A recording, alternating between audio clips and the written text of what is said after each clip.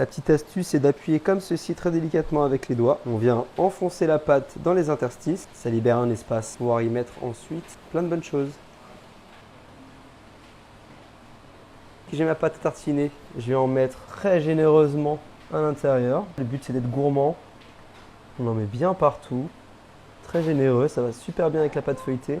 Je récupère des petites bananes. La petite astuce, c'est d'appuyer comme ceci.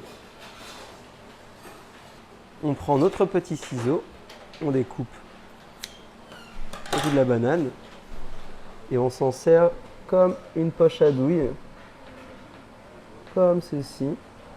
On en met dans les interstices, comme tout à l'heure avec la pâte à tartiner. On appuie. N'hésitez pas vraiment à appuyer si c'est pas assez mûr.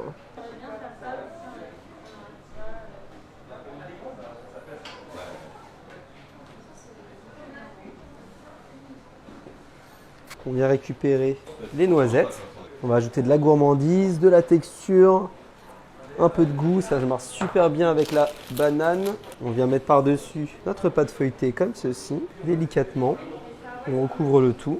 Voilà, magnifique. On récupère la plaque.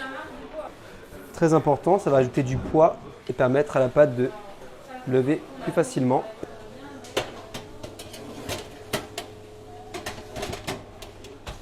J'ai sorti mon pain au chocolat four, je l'ai laissé refroidir évidemment. La couleur est superbe. On va venir le portionner comme ceci. On essaie d'être très délicat là. Voilà, on coupe en deux dans ce sens-là.